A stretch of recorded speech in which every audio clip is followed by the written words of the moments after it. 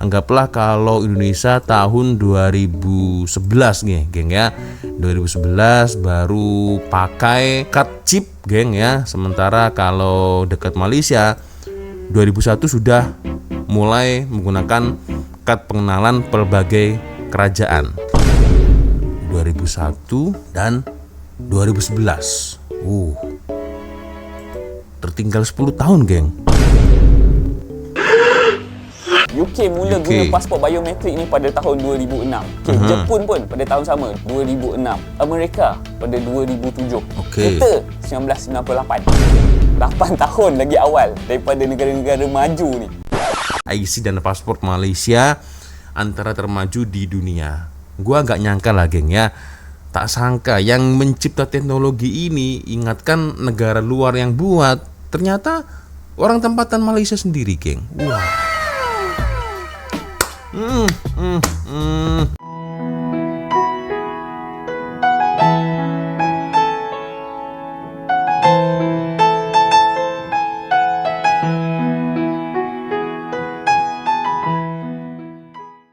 Yo, what's up, Re? Assalamualaikum warahmatullahi wabarakatuh. Hai Re, jumpa lagi ada saya di sini Wak Lonjong. Salam lonjong. Hiya. Apa kabar kawan-kawan? Semoga semua dalam kondisi yang sehat Re ya. Amin ya robbal alamin. Oke geng, tanpa buang masa geng ya. Kebetulan ada satu request nih geng dari salah satu follower saya geng ya. Oke, ada siapa ini? Asrul Naim ya. Assalamualaikum Bang. Waalaikumsalam. Perkenalkan, nama saya Naim, berumur 15 tahun geng. Wow, saya ingin memberi satu video untuk abang. Oke, masih muda geng ya. Aku gak nyangka ternyata salah satu dari kalian itu ada juga yang berumur 15 tahun. Bahkan di bawahnya geng ya, 13, 12 maybe geng ya. Oke, dia kirimkan satu link video. Oke, lalu ada juga dari Mior Kamarul, ini sama geng ya. IC dan pasport Malaysia antara termaju. Wow, oke, kita akan coba untuk lihat bersama-sama geng ya, seperti apa videonya. Dan video ini geng ya, ternyata dari ML Studios geng. Wow, oke, ini cukup menarik geng. Evolusi kad pengenalan ya geng ya. Macam mana awalnya Sabah itu bagaimana, Semenanjung Malaysia itu macam mana, Sarawak pun macam mana. Ternyata ini dulunya itu masih beda-beda nih geng ya. Dari tahun 1963 Sabah, lalu 1998 Semenanjung, 1949 Sarawak ya kan geng. Beda-beda, ini beda-beda. Dah dari sini nih sudah mulai muncul kesamaan di tahun 1990. Kad pengenalan bermutu tinggi ya kan geng. Lalu di 1999 kad pengenalan bermutu tinggi juga. 2001 ya. Nah, ini dah mulai modern nih geng ya. Berlanjut di tahun 2012 geng ya. MyCard struktur baru dan dimiliki sampai sekarang geng ya. Oke, kita akan coba untuk melihat bersama-sama geng ya, seperti apa video ulasan dari ML Studios ya. Seperti biasanya hanya sekedar mengingatkan untuk kawan-kawan yang mungkin belum sholat, jangan lupa sholat dulu. Dan apabila kalian ingin belanja-belanja shopping ya geng, biasanya itu zaman sekarang selalu shopping tapi tak payah keluar rumah, cukup dari handphone. Nah, di sini geng ya, kalian boleh pantau lihat link Shopee yang ada di bawah video Wak Lonjong. Siapa tahu ada barang yang kalian minati, yang sesuai, boleh kalian check out sekarang juga geng ya. Oke, kita akan coba nonton sampai dengan selesai geng ya.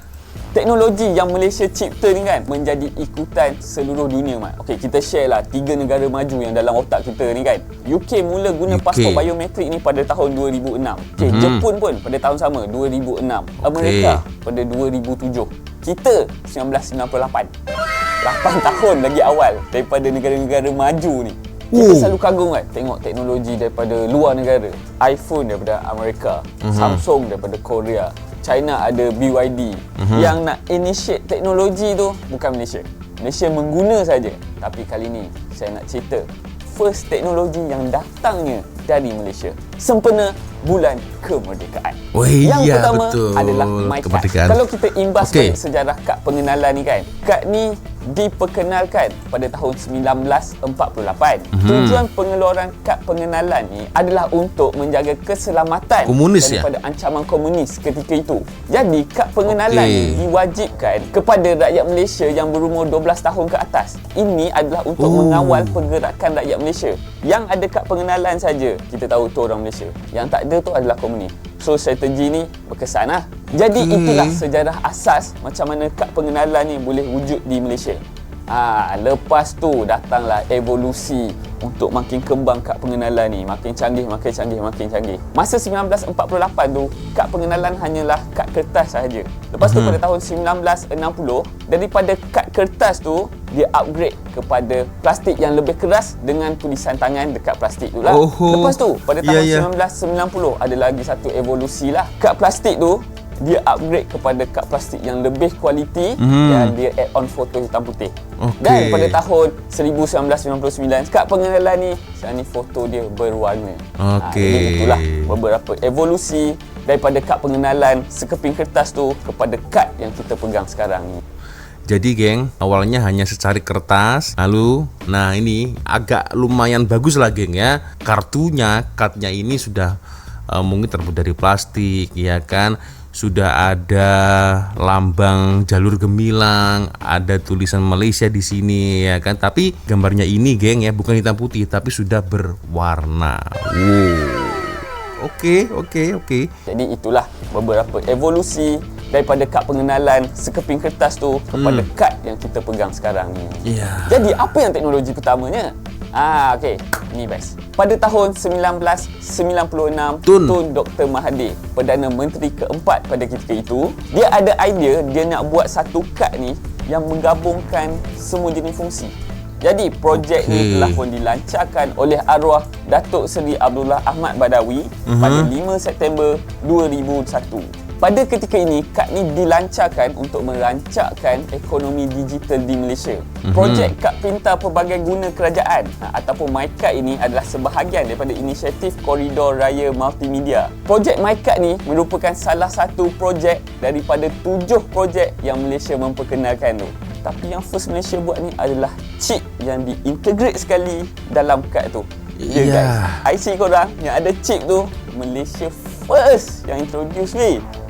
Gila mat. Chip tu mengandungi pengenalan identiti korang, iaitu cap jari korang, gambar korang, tanda tangan digital korang, dan adalah beberapa maklumat sulit tentang kesihatan korang. Semua terkejut kan? Rupanya chip tu kita boleh buat masuk sekali info pasal kesihatan korang. Darah jenis apa, penyakit kronik sangat apa korang ada, ya? waris korang tu siapa. Ni masa saya baca saya pun terkejut mat. Saya ingat IC ni untuk bagi dekat polis tu, polis kata bawa lesen dengan IC. Saya ingat macam tu je. Rupanya semua data maklumat peribadi korang ada dalam chip tu guys. Sebab itulah saya datang balik terfikir yang patutlah semua benda macam beli rumah, beli apa, nak buat bank, nak buat apa, selalu gunakan guna IC ni. IC bukan sebab dia nak tahu kita rakyat Malaysia ke tak. Yelah, memang rakyat Malaysia je yang boleh apply benda tu. Tapi kenapa guna kad IC ni? Rupanya ada banyak lagi maklumat kat dalam kad tu. Karena untuk melihat track record siapa anda, siapa lu, ya kan. Tidak cukup kalau lu orang Malaysia, tapi maksudnya dari nama, jenis darahnya apa, macam mana kesehatannya kan geng. Jadi track record maklumat atau kehidupan kalian geng. Oke. Kad ni juga boleh guna sebagai touch and go untuk pengeluaran masuk digital wallet tu. Okey, korang top up kat situ, korang boleh pergi LRT, korang boleh pergi mana-mana tol apa semua kan. Tapi korang jangan tanya, ada isu baru ni. Kad IC baru tak boleh guna kat tol. Saya tak tahu kenapa. Okay? Tolong komen kat bawah. Iyakah? Tapi itulah, nak cakap kad serbaguna ni Malaysia first yang introduce, dan chip yang ada dekat kad tu Malaysia juga yang introduce. Bukan kad je tau, mesin-mesin yang nak baca kad tu, sebab kat dunia tak ada lagi mat. Basically sistem untuk baca IC pun semua tu kat Malaysia first selain dia dekat tu. Dan reaksi dunia ketika itu adalah diorang kagum dengan Malaysia sebabkan Malaysia ni berani untuk mengimplementasikan teknologi ni dekat seluruh warga rakyat Malaysia mat. Okay, benda ni bukan kecil tau. Macam korang buat satu teknologi, katakan iPhone lah, tak semua orang pakai kan. Orang yang mampu je boleh. Ni kau bayangkan teknologi baru ni kena satu Malaysia pakai. Patutlah tidak boleh hilang, dilarang hilang MyKad itu geng ya. Karena ternyata di dalam MyCard itu ada sesuatu yang sangat penting, geng ya. Kalau tak silap, geng, nanti boleh kalian koreksi lah, geng ya. Ketika MyCard itu hilang ya, atau barang siapa menghilangkan MyCard ya, baik itu disengaja atau tidak sengaja ya, atau lalai maybe, kalau tak silap itu ada hukuman atau denda, geng ya. Aku tak pastilah betul atau tidak, geng ya, dan itu dendanya cukup mahal, geng ya. Boleh komen di ruang komentar, geng ya. Jika kita berbicara MyCard, geng ya, MyCard, dalam MyCard itu ada sebuah chip yang sangat canggih, geng ya. Berarti Malaysia sudah melakukan ini sejak tahun 2001, geng ya. Kad pengenalan berbagai kerajaan atau MyCard sejak 2001. Soalannya, geng ya, bila nih Indonesia juga menggunakan teknologi yang sama, geng ya. Nah, setelah saya cari-cari dekat Google, geng, nah ini, geng, hasilnya ya. Indonesia mulai mengeluarkan kartu tanda penduduk atau KTP chip pertama atau dikenal sebagai KTPL pada bulan Februari 2011 sebagai peluncuran nasional setelah program percontohan di 4 kota dimulai tahun 2009. Oke. Anggaplah kalau Indonesia tahun 2011 nih, geng ya. 2011 baru pakai card chip, geng ya. Sementara kalau dekat Malaysia 2001 sudah mulai menggunakan kad pengenalan berbagai kerajaan. 2001 dan 2011. Tertinggal 10 tahun, geng.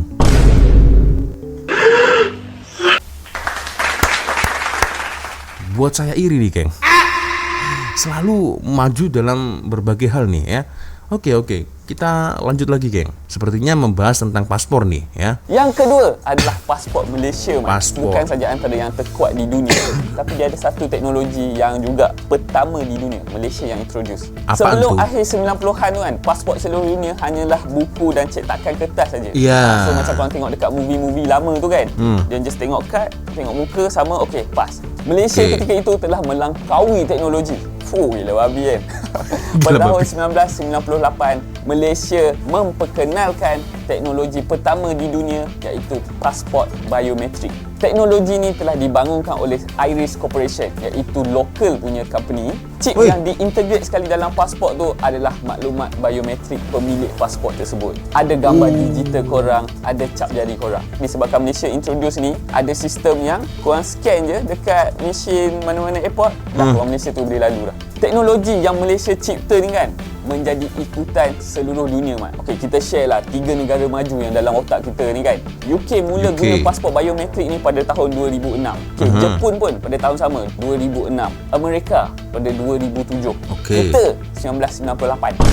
8 tahun lagi awal daripada negara-negara maju ni. Kalau kau minat teknologi, memang ini adalah era yang sangat peak lah. Bayangkan, pasport kita menjadi pasport pertama dekat dunia yang ada biometrik kan. Lebih kurang tahun yang sama tu kan, Tun M mengeluarkan idea nak buat kad pengenalan yang seberguna tu. Gila, kita lead, Mat. Kalau paspor biometrik, nah ini menarik. Bila Indonesia mengeluarkan paspor biometrik, nah ini Indonesia nih, geng. Ketika saya buka Google, nah ini dia. Indonesia pertama kali memberlakukan paspor biometrik secara bertahap mulai 1 September 2006. Oke, ya hampir sama dengan UK lah, geng ya. 2006 baru guna paspor biometrik atau e-paspor atau elektronik paspor lah, geng ya. Itu dia. Oke. Next video, geng ya.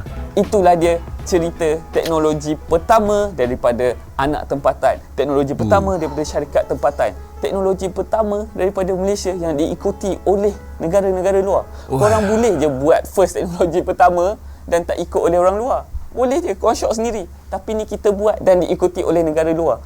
Jadi guys, apa lagi yang korang tahu yang Malaysia menjadi negara pertama yang buat sesuatu benda yang diikuti oleh dunia? Komen-komen kat bawah, saya nak tengok ni teknologi apa yang ada.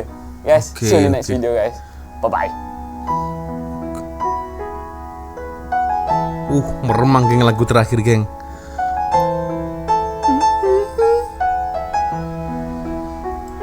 Na na na na na na na na na. Ini Ini lagu biasanya selalu muncul ya ketika ada sebuah majelis sukan ya kan geng, acara-acara apalah olimpik, bola sepak lah atau apalah yang berhubungan dengan sukan, lagu itu selalu muncul geng. Boleh komen geng ya, itu tajuknya apa nih? Nggak tahu kenapa ini buat meremang ya lagu-lagu nasionalis seperti itu geng ya. So ya geng, macam mana? Boleh komen di ruang komentar geng ya tentang IC dan paspor Malaysia antara termaju di dunia. Gua agak nyangka lah geng ya, tak sangka yang mencipta teknologi ini, ingatkan negara luar yang buat, ternyata orang tempatan Malaysia sendiri geng. Wah. Ya. Semuanya serba pertama geng ya. Ini patut dicontoh sih geng ya. Mantap. Oke. So ya macam mana geng ya, boleh komen di ruang komentar, dan ini satu pengetahuan yang aku baru tahu sih geng ya. Oke ya, thank you yang sudah request ya. Tadi ada Ade Asrul Naim geng ya. Terima kasih sudah request geng ya, dan juga ada Mior Kamarul geng ya. Thank you. Dan oke geng ya, sepertinya cukup sudah untuk video kita kali ini. Thank you sudah nonton videonya dari awal sampai akhir, dan saya minta maaf apabila mungkin kalau ada kesalahan kata-kata baik dari awal video sampai akhir video geng ya. Biasanya kalau ada video menarik yang mungkin boleh kita ulas sama-sama. Nah, seperti Ade Asrul Naim, sorry geng ya. Nah, kirim linknya ya, yang mau kalian request apa boleh ya, kirim linknya di Instagram. Nah, contohnya seperti Ade Asrul Naim ini geng ya. So geng ya, cukup sudah untuk video kita kali ini, dan akhirnya saya harus pamit dulu geng, ada Wak Lonjong. Wassalamualaikum warahmatullahi wabarakatuh. I love you Malaysia, I love you Indonesia. Bye bye geng, selamat hari merdeka.